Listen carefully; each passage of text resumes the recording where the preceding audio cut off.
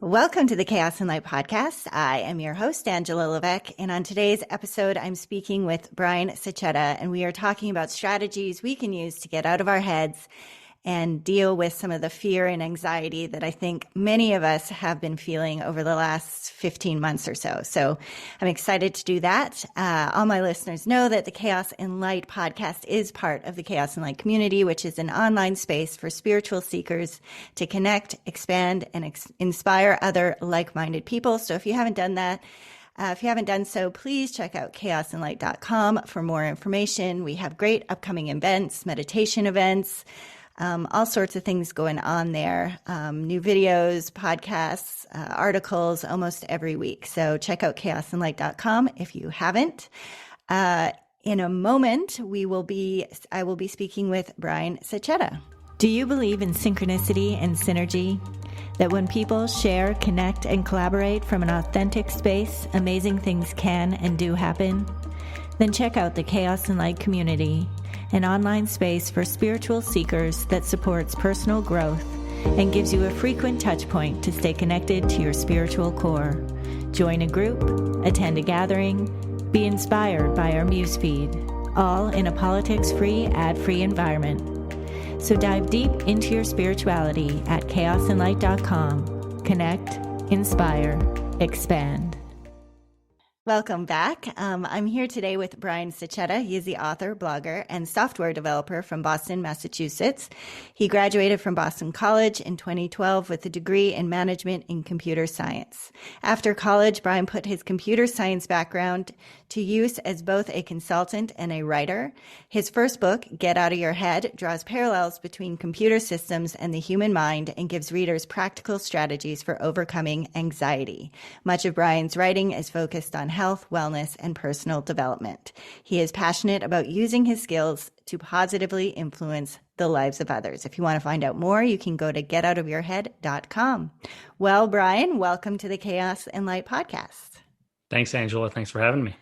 Well, I am, as I mentioned, I'm excited to have this conversation. I think that it actually doesn't matter where you are. I think that there is this palpable feel of anxiety and fear and uncertainty. And I think, it's impossible to get away from. And I know for myself, this has been something, I've never been a person who's been that had a lot of anxiety traditionally, but for sure I've been feeling it come in waves. I'll be great, and then all of a sudden I can kind of feel it move in, especially in the last 6 months or so. So first I want to ask you, what has been your own relationship with anxiety in general, and especially in the last 15 months? Yeah, sure. I mean, there's so much I could talk about and so far back into the history that I could go. I think I'll try to give a high level overview, which is basically I struggled with anxiety when I was in high school. I struggled with it really hard in college. And it was something that I, over time, realized that it was, I identified what it was, saw a doctor, got diagnosed, and then realized that I really needed to focus on it and figure out how I was going to overcome it or manage it or deal with it, those different sorts of things. And so after I graduated college, I felt like I was making some progress in terms of the specific things that made me anxious, right? Some of those things being like going for a job interview or jumping out of an airplane or going on a first date, right? Like I had done some of those things so many times that I felt like I was able to rehearse those different situations and kind of, bringing in the software development side of things, test different things out and see what worked and what didn't, right? So use a specific kind of thinking, use a specific kind of breathing technique and see which of those worked for me and which ones didn't. And, when you're dealing with something that you don't know that much about, or you're kind of new to, or you just don't totally understand it yet, there's all sorts of different voices and information that come your way, right? So for example, somebody might say, hey, in order to escape your anxiety, you need to picture yourself in the situation that you want to be in. And you need to picture yourself not being scared, not being nervous, performing very well, whatever it is that you're doing. You need to see yourself, visualize yourself being successful. And something that I struggled with for a really long time was trying to visualize myself doing the things I wanted to do, right? and never really mastering it. Actually, for a long time, really struggling with that.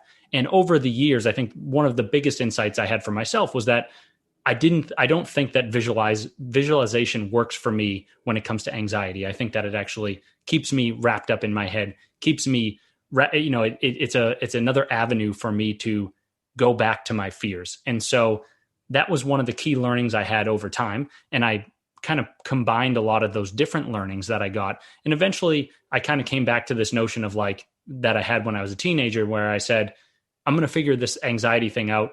I'm going to learn some things, and then I'm hopefully going to write a book or start a blog or whatever it is to try to give back to some folks and help them out through some of the situations that they're going through that maybe I've been through before. So that's kind of the very quick background into my experience with anxiety.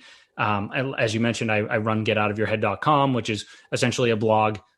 It also hosts, my coaching practice and shows off my books and things like that. But I also have, the first book out called Get Out of Your Head. There's actually another one coming later this year, but those are some of the things I've been doing recently. And then when it comes to anxiety over the last year or so, it's really interesting. I think that different things affect different people, right? And for me, there is obviously this sense of anxiousness around like, okay, I'm going out and I'm going to be around these different people, and I need to think about, where has that person been? Have they been vaccinated? Who have they been hanging out with? Could they have the virus? Then, how comfortable am I then turning around and going to see my parents or going to see somebody who's older or things of that nature? So the anxiety around like, am I going to get the virus? Am I going to spread the virus? And I think, unfortunately, what the strategy that I've had has been kind of to isolate a little bit more, just because I haven't felt as comfortable doing some of those things. But at the same time, it's sort of a situation in the world where a lot of people are isolating for one reason or another, whether it's they want to or they have to or whatever it is. So there's a little bit less of that FOMO sense of like, hey, I'm isolating and I'm missing out on that great party, right? There's just not as many parties going on. So that's, in 2 minutes, that's kind of the background for me. Oh, there's so many directions I want to go. Let's start basic. When you talk about anxiety, how would you describe what that is? Sure. So it hits different people in different ways, but I think to introduce it, it's essentially a sense of fear that comes over you over things that aren't necessarily here today, right? So if you look in the dictionary or on Wikipedia or whatever it may be, you may see online that the words fear and anxiety are not the same thing. Just to make things a little bit clearer or more straightforward for my audience, I tend to say that like fear and anxiety are basically the same thing. We can think of them as the same thing. In a medical perspective, maybe we can't, or a clinical perspective, maybe we can't. But if you think about anxiety, it's essentially you are fearful over something that is not yet here, right? So fear would be, I'm standing in front of a bear and I am horrified because I think this thing is going to eat me. Anxiety is, I am worrying about eventually encountering a bear and what's going to happen once I'm there. Yes, that makes perfect sense. And for me, there's always this feeling, it's connected to uncertainty too, because you had spoke about visualizations, and I'm actually a meditation instructor, and I do a lot of visualizations for people, mostly to kind of uncover some of the stuff that's going on underneath of things. So, I was taught in school, my background's actually exercise physiology, and we took a sports psych class, and we talked about visualization and how, the mind doesn't know the difference between imagining something and actually doing it. And so there's certain applications where I think that visualization is very helpful.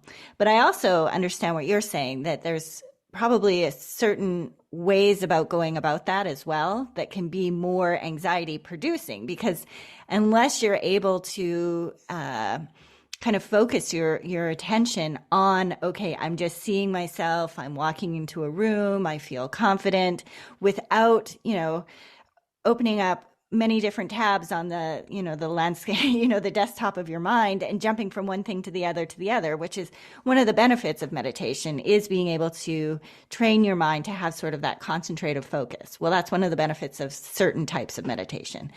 So, but unless you're able to do that, if you're walking to a room and then all of a sudden you're like, oh shit, who's that over there? Oh no, am I not wearing clothes? Oh, I totally forgot what I was supposed to say. Then I can see how that would be very maladaptive for dealing with anxiety.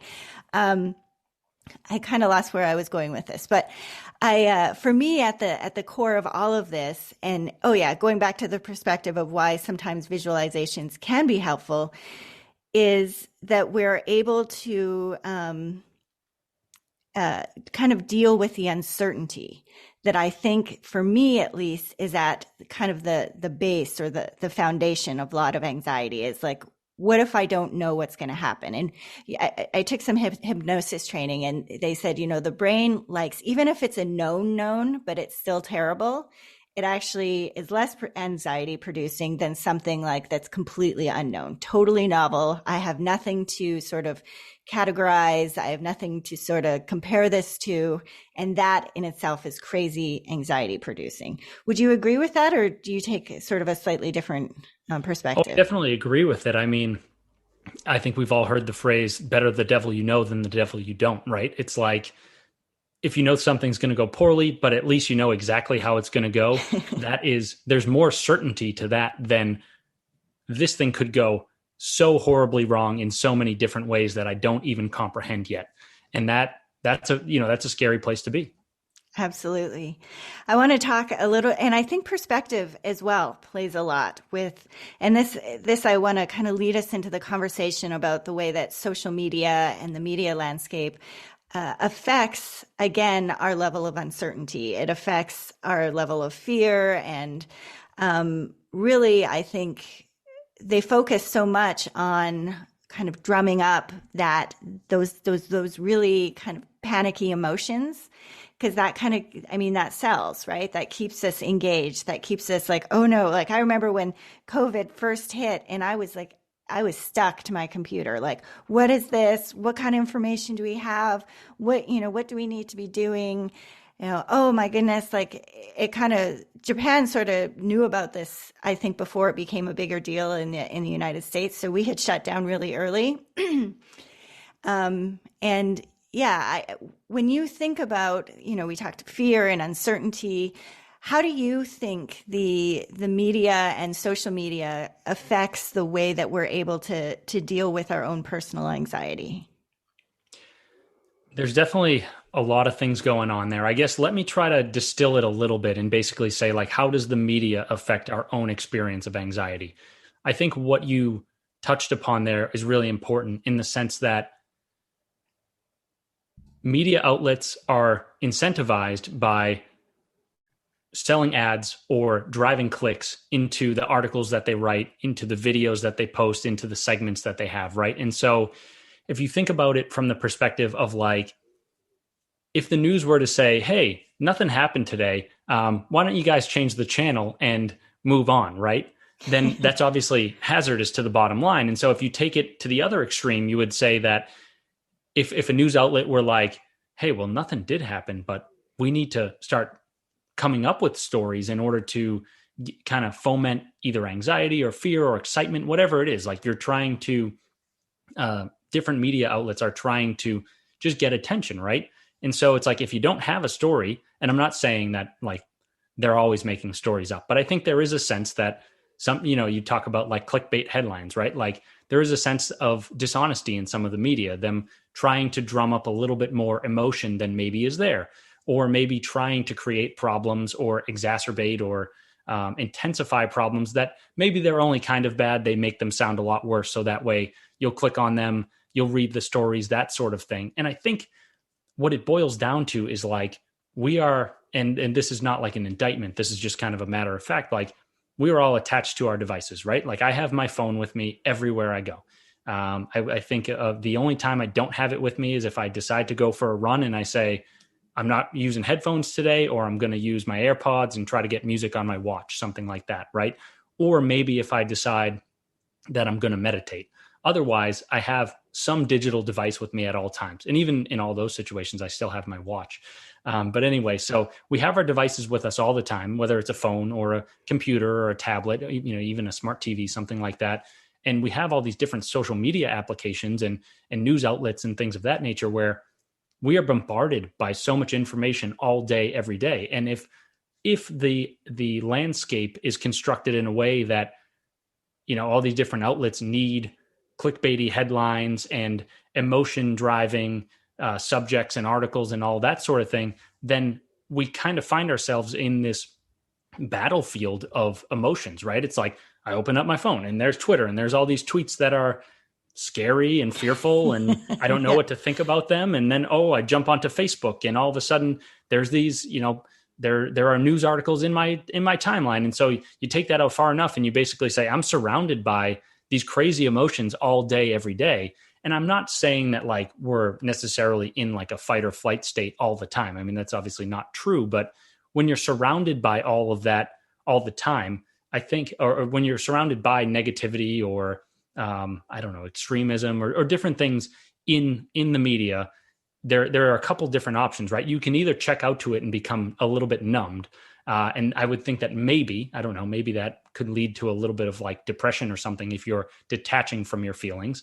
The other option is these different articles, headlines and whatnot, they overwhelm you. And then you're scared all the time, right? And you're like, hey, I'm worried to open my phone because I don't know what I'm going to see. Or maybe you don't even connect the dots and say like, hey, every time I go onto Twitter, I see some headline that like drives me back into like some fearful mind state that I'd rather not be in, right? And I think it takes a sense of mindfulness to be able to step back and say like, okay, maybe I'm going to unfollow some of these accounts on Twitter that are not beneficial for my mental health. Maybe I'm going to stop turning on the TV and going to these news outlets. Maybe I'm going to turn on like the Food Network, right? Because it's just something that's passive and I like food and it makes me feel better and things of that nature. And so I guess when you're influenced by these negative emotions, whatever medium through which they come, whether it's, an article or a tweet or something like that, when that surrounds you throughout the entire day, you end up living on this sort of like on edge lifestyle where you're a little bit fearful all the time. You're a little bit stressed out all the time. You're a little bit anxious all the time. And I think that's obviously not a good place to live. And, we could jump into the science and all things around that nature. But I think the important takeaway is like, when you live that way all the time, it's not beneficial for your mental health. It's not beneficial for your own health. And it just doesn't feel good to live that way, right? And to be able to sit down and do a little bit of soul searching and say to yourself, like, hey, maybe I need to step back from some of this stuff a little bit because this is putting me on edge. Take a little bit of control back from some of those media sources and maybe start just moving in the direction of digesting content that is better for your well-being, that makes you feel good, even if it's something simple, even if it might not necessarily be, I don't know, like thought-provoking or whatever, just kind of dissecting how different things make you feel and kind of guiding your actions around better feelings, if that makes sense. But yeah, long story short, I don't really think that the media landscape that we live in is really beneficial for our minds. I absolutely agree. And I think for me, being able to look at what's going on, especially in the United States from Japan, it shifts perspective too. Like it gives you it's very hard to discern the signal from the noise. Because everything is just, you have a really hard time. Like, how prevalent is this? Is this something that I really need to be concerned about? Is this pure clickbait? Is this, it's very difficult. Because for me, other than 2 months of real shutdown back in February of 2020, like I go out to eat.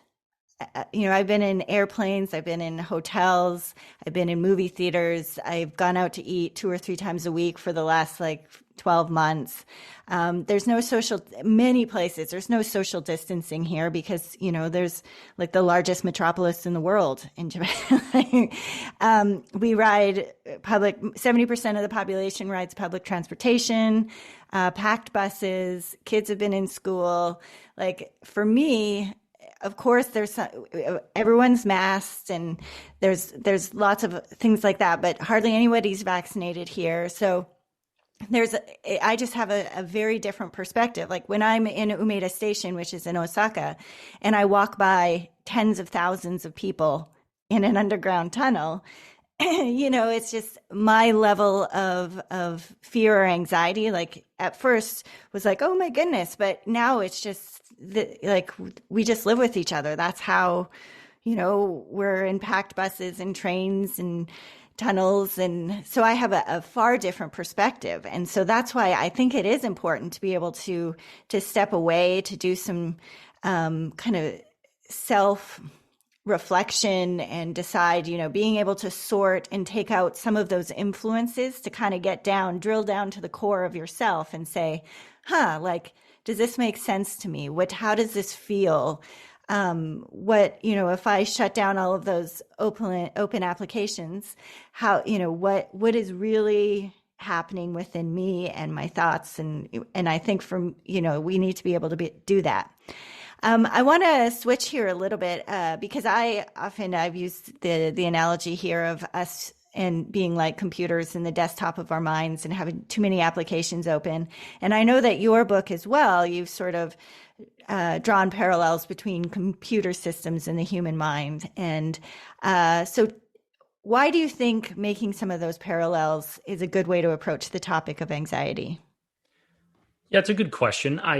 To be totally honest with you, I think I do it from an understanding of I am a software developer by trade, right? And so that's the most credibility I have. I don't have a PhD. I'm not a medical doctor. So I have to take whatever education and whatever experience I have and try to apply it in a way that people can say, that makes sense. I can trust this person because of who they are, right? So they can say, oh, that person has 10 years of experience in the software world. And because he's making these comparisons, then I can trust that a little bit. That makes sense to me, right? And so I'm just kind of doing the best I can to present my stories wrapped up in a way that maybe some people, it will resonate with those people. And I don't, it's hard to say if it's necessarily the best way to present the information. But as I have gone further along in my career and also further along in my own journey with anxiety, I've just found different things that overlap between the two subjects. So one of the things that I talk about to a lot of different people, there's all sorts of different concepts in the software development world, but one of the things that I talk about to different people is I tell them about the way by which we build software and we manage the process, and we break our tasks down into smaller chunks and try to make things less overwhelming for ourselves. So in software development, there's this process of like creating user stories, which is essentially defining a task in a quote unquote ticket in some sort of project management software, right? And so that ticket could be something that's high level. And because it's high level, it could be a little bit vague, right? We don't have the details. We might not necessarily know exactly how we're going to do something. And if you think about, if you draw a comparison between like, hey, there's a high level task that I have to do in the software development world, and then there's some high level task in my life that I have to complete, and the details are missing.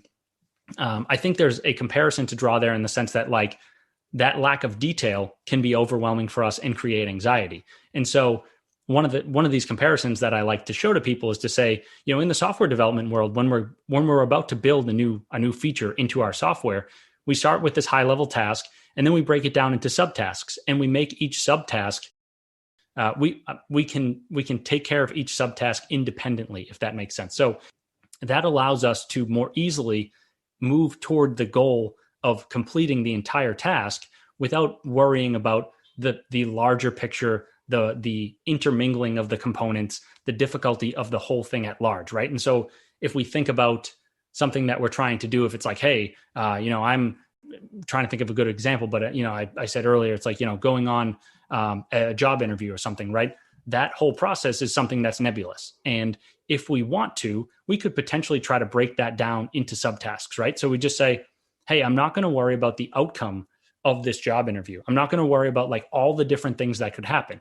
I'm going to break this thing into different tasks. I'm going to focus on each one of those tasks. I'm going to work the system, and the outcome is going to be whatever it's going to be, right? So whether that we could say the three subtasks are, I need to wake up on time, take a shower, and make breakfast. Maybe that's subtask 1, right? Subtask 2 is the night before, I need to study these 5 questions and I need to have good answers to them. And subtask 3 is like, I need to get in the car 30 minutes before the interview and show up on time, right? If we can do all of those things, then we can take our focus off the larger, scarier, more nebulous task of like, I need to land this job offer or whatever it is. We can work the process, take our minds off the scary parts, and then we can hopefully come back at the end of it and be like, hey, I did work that process and I think it went pretty well.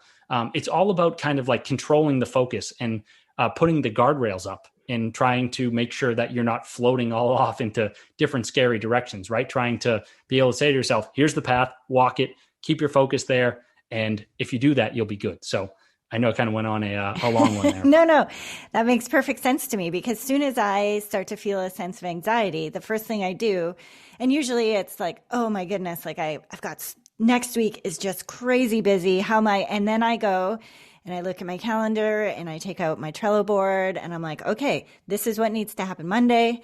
This happens Tuesday. Now everything, instead of, like you said, being this nebulous kind of ball of anxiety of, oh my goodness, how do I deal with it? It's like, no, I've got my plan.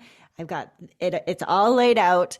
And then in fact, it actually builds in freedom to my day, because it's like, okay, Monday, I did what I needed to do. And now I can go for a hike. I can go do this. I can go do that, because I know that it's no longer this really like obscure, abstract ball of anxiety. It's now, like you said, it's in kind of chunks of time. And I like what you said too about being able to have your focus on something. And that's something, that relates to what I was talking about with meditation and the concentration and stuff.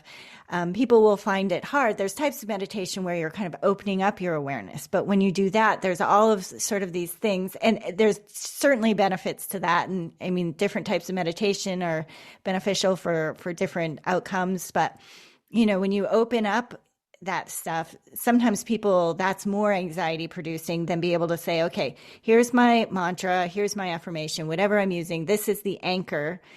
That not only helps me build concentration, but it also keeps kind of all of that other stuff, like, I said the wrong thing last week. And oh my gosh, I have that meeting coming up. And it helps you anchor yourself in the present moment, which then takes away all of that kind of the nebulous anxiety that you were speaking to. So that makes complete sense. Yeah, that's a great comparison. I like how, if you think of the mantra or your meditational focus or whatever it is, that's the same sort of thing as working the process in a user story when it comes to software development, right? And it's funny that you actually said you have a Trello board, because a lot of different software development teams use Trello boards. But being able to say, hey, whatever it is, this is my focus. This allows me to put my energy, my mental energy into this thing, and then not have to worry about all the other things that are going on around me. It's an invaluable skill. I'm going to have to tell my husband. So my husband is he's a hardware. His background's in hardware engineering, and he hates Trello boards, because I'm always like, let's put together a Trello board. And he's like, this doesn't make sense to me. He's more of a spreadsheet kind of guy. And I'm like, no, I love the Trello boards because I can move things. He's like, exactly. Things don't need to be moved. That's too funny. So I'm going to tell him that there's other software engineers who appreciate that technology. So let's talk about a few more of these tools that we can use. So if we had somebody listening right now who's right in the midst of anxiety, what would you say to them? There's so many different things I would say, and it's a great question. I think the most important thing that I would tell them is that what they're going through is something that, I don't want to, I always hesitate to compare like my situation to theirs or their situation to someone else's. But what I would say to them is what you are going through is something that other people have been through before. Maybe not the same exact specificities, but the idea of like going through an anxious episode, folks have been through that before. And I would say that should maybe make them feel a little bit better, knowing that if other folks have been through it before, they can get through it too. And then the other thing that I think it tells them, hopefully, is that they are not strange or abnormal or different for having been through this experience, right? I would tell that person anxiety can be a part of life, right? And even though that statement itself can be a little anxiety provoking, it's kind of more getting them to see that what's happening to them, it's normal. It's something that other people go through, and it's something that they'll get through, and that sort of thing. And then I think the other, there's so many things that I could tell them, but I would tell them that I understand what they're going through. I understand how painful it can be, and that, I am here for them if they want to talk to me, if they want to reach out. Like, I would want that person to know that I can be a resource for them. And then I think probably the last thing, just to keep it brief, is that I would tell them is to find a way to change their focus if possible, right? So there's a lot of different ways that I teach in my book, in my blog, different ways for people to change their focus. But I think an important one to highlight, and kind of one of the basic ones, and it ties into meditation too, is to come back to focusing on your breathing, right? So when you're caught in an anxiety attack, there's a few different things going on. Some of them have the same, maybe they're the same thing, they have different names. But so the part of your nervous system that deals with survival, right? The fight or flight system, which is called the sympathetic nervous system. When you are in an anxious episode or situation, that part of your nervous system is on high alert. It's kicked into gear, right? And so when you are in that when you're in that state, you are both probably not breathing, and because you are in that state, your body doesn't lend itself to allowing you to breathe as deeply, as easily.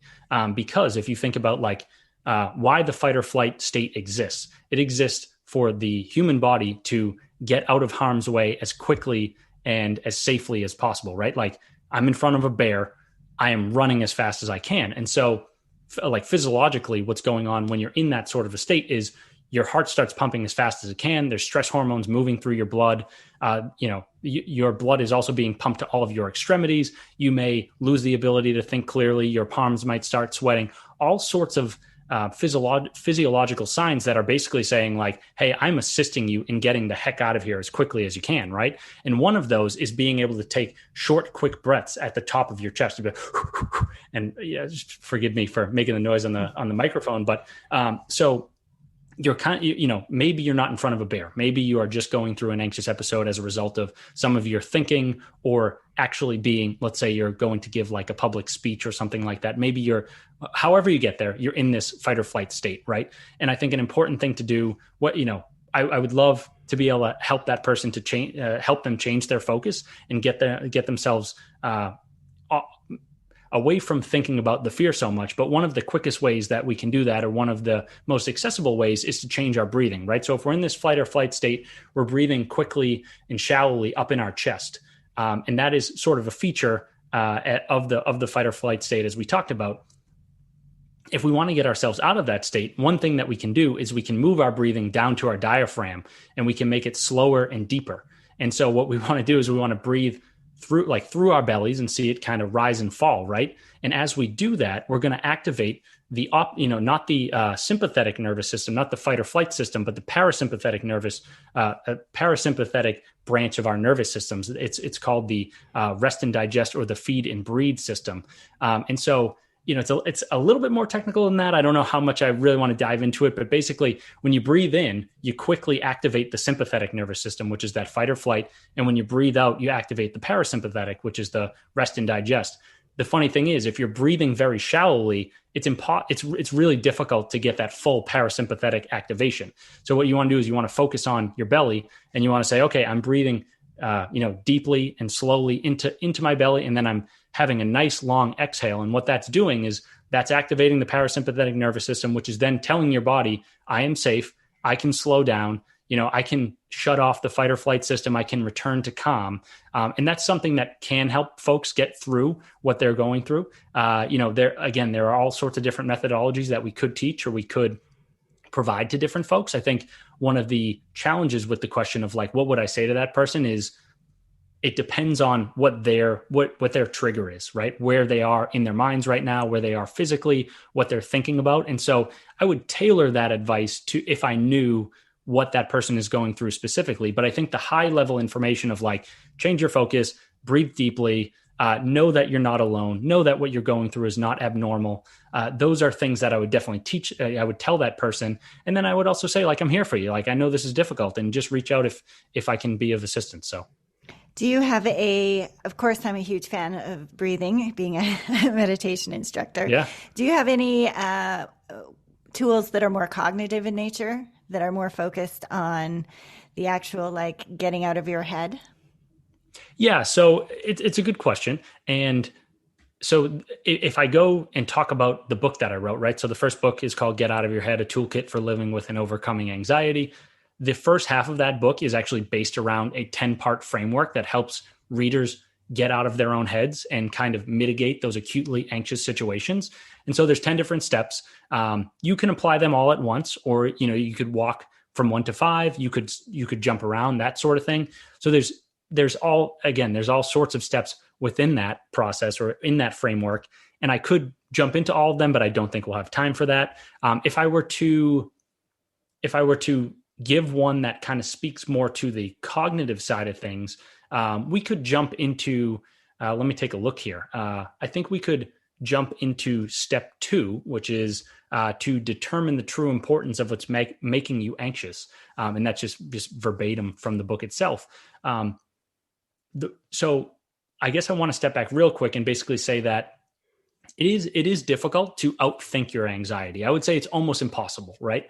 But there are some cunning, like different. There's some cunning we can apply to maybe see things in a new light, gain a new perspective, right? And so some of the steps are centered around that, being able to say, "Hey, look, what has actually happened is I have detached from the actual situation in front of me, and I have blown it out of proportion, made it seem scarier than it actually is." And again, this is not to belittle what anyone is going through or to say that they have blown it out of proportion, but that can happen, right?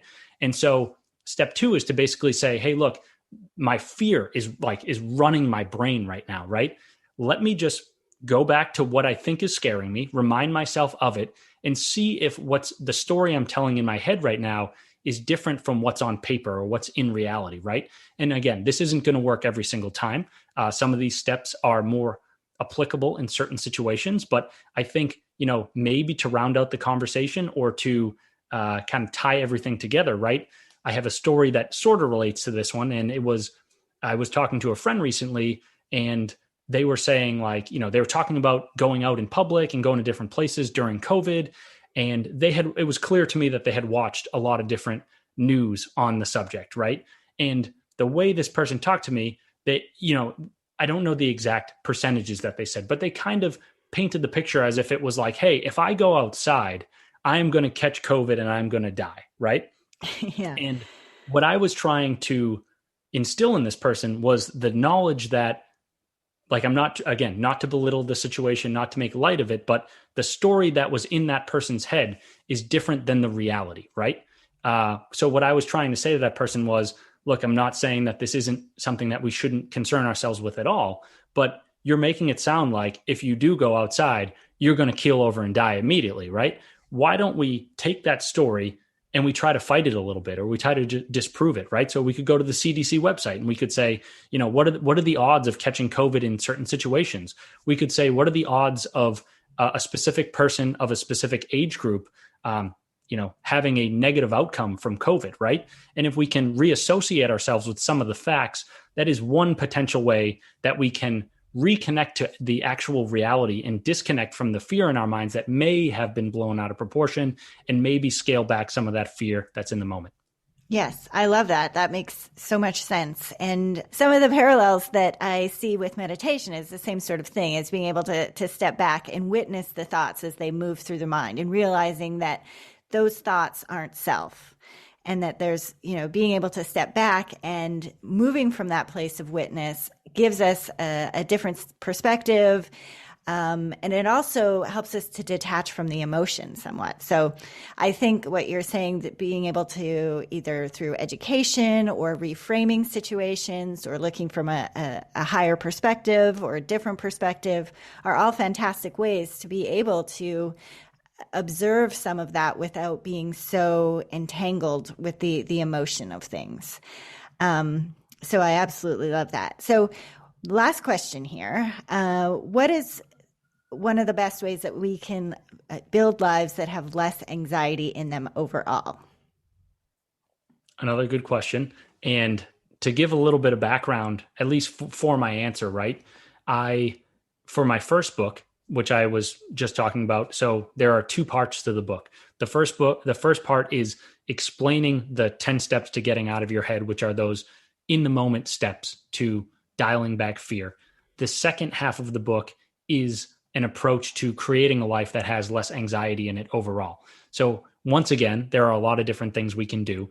I think, we have talked about meditation a decent amount, and at risk of talking about it too much, I guess I would probably go there and say, even though there are a lot of different things that I talk about in the book, meditation is one that I focus on. And I think why it's important these days is because, connecting back to some of the things we've talked about already here, we are on all the time. And I put that in air quotes in the sense of, even if we were to go to the office, which a lot of us aren't these days, we don't leave our work at the office. We bring it home with us. We have Slack and Microsoft Teams in our pockets, right? We have our laptops at home. And so we have all our digital devices competing for our attention at all hours of the day. And I think it's important in this device-driven and data-driven and technology-driven world to be able to step back from that and step back from the distractions and the emotions associated with the headlines and the media and the group chats and the tweets and all that sort of thing. Put the devices down, reconnect to some of the thoughts that we're having, and maybe even, as we were just talking about, making the distinction between self and thoughts, right? And so maybe saying to ourselves, if we were to sit down and meditate, we could say, hey, I'm an anxious person, or I don't know if that situation that job interview I have next week, I don't know if that's going to go well. I'm really nervous about driving on the highway later next week, or whatever it might be, right? We have all these different thoughts that are competing for our attention. And meditation allows us to just sit down and say, I'm going to let the thoughts kind of just pass through, right? And I'm not going to, I will pay them attention in the sense that I want to know what they're saying, but I'm not going to connect to them on an emotional level. I'm just going to hear them out, and then I'm going to let them flutter on their way. And my goal is to detach from the millions of thoughts that are going through my mind at a given moment, which may be spurred by, again, our digital devices, stresses at home, stresses at the office, stresses that arise from group chats or articles that we read, or disturbing information that we saw. The goal with meditation is to just sit down, put the devices down for a little while, reconnect with ourselves, understand the thoughts that are going through our minds, and then be able to say to ourselves, hey, not all of these things are necessarily true.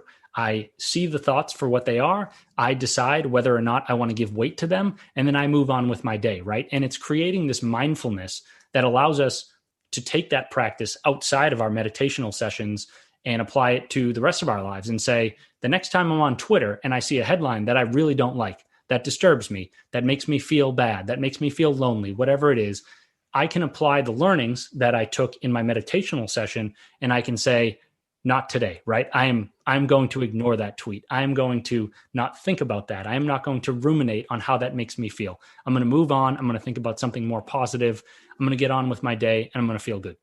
Yes. What I like about that is, I think because we are so accessible now, we, in a certain way, whether we realize it or not, we're relinquishing a certain amount of control, right? We're letting other external forces constantly drive where our attention goes, all of our resources, time, money, attention, all of that. And I like what you said, because it brings it back. We can't have full control of our lives. That's not a reasonable expectation, but to at least have a sense of choice as to, I can put my phone down. I can choose not to give that my time and attention. I can not give that any of my energy.